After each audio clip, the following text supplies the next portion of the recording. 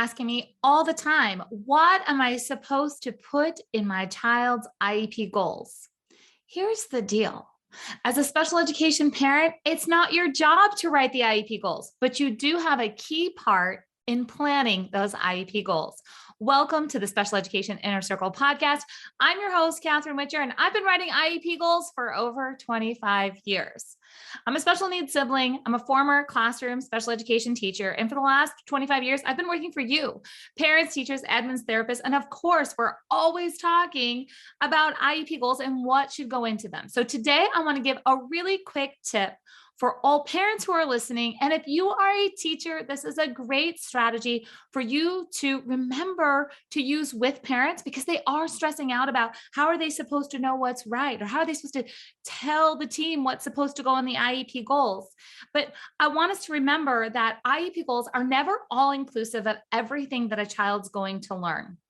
So I ask parents to step back and think about their role as an expert at the IEP table. They absolutely know what their hopes, their dreams, and their wishes are for their child when it comes to the bigger picture, the future of what does being in the community look like.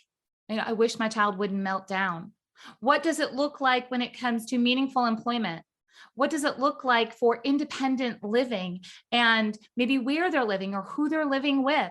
These are all things that you're worried about as a special needs parent. And I totally get that. And we can transform those worries into action steps inside of IEP goals, but you don't have to write the goal. Let's leave the goal writing to the teachers. And teachers, I want you to encourage parents that you got this, you can do this, but you do need their guidance. So something that I love to share with parents is kind of a 3-step process.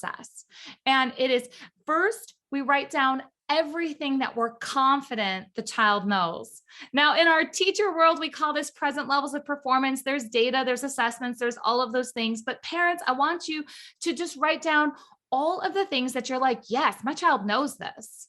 Feel good about that. Really set that present level of performance for you as a parent of all the things that they're doing that are big milestones. And by big milestones, I mean they're asking for their snack or they're being independent when it comes to bedtime routine, or they're reading a book for leisure, or they're playing a new game that requires some advanced strategy on their iPad. There's all different things that can be great starting points of my child knows this.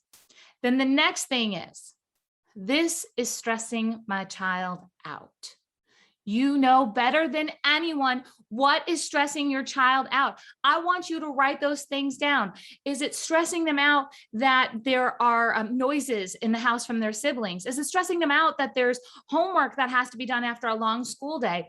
What is stressing your child out? Make a list. We can't help those things if we don't know what's going on, and you don't have to carry all of that by yourself. Make the list of the things that's stressing your child out, and then make a list of the top 5 things that you're just like, oh, I know my child's going to need this in the future, and I really want them working on it. Remember, it's not all inclusive of all the things. It's not picking the exact right goal for this year. Sometimes we have to wait a little while to get to a goal because we have to do some pre-teaching or some skills that are needed to build that foundation. That's okay. That's where we lean on the teacher. So it's a 3-step process. After you create your parent input statement, which is the big vision of what you see for your child, and we've covered that in other episodes, and I cover it all the time inside of the Special Education Inner Circle membership. So for those of you that don't know, this is the Special Education Inner Circle podcast. But if you want to continue the conversation and have this advanced support in creating things like IEP goals and have this community and get access to the experts that are here on the podcast, you have to become a Special Education Insider. That's a membership. You'll find the link in the show notes here. So you figure out what you're going to put down this year for your parent input statement. And then you take this 3-step process. You write down everything you're confident that your child knows. Then you write down the things that are stressing your child out. And you write down your top 3 to 5 concerns if I know my child needs this.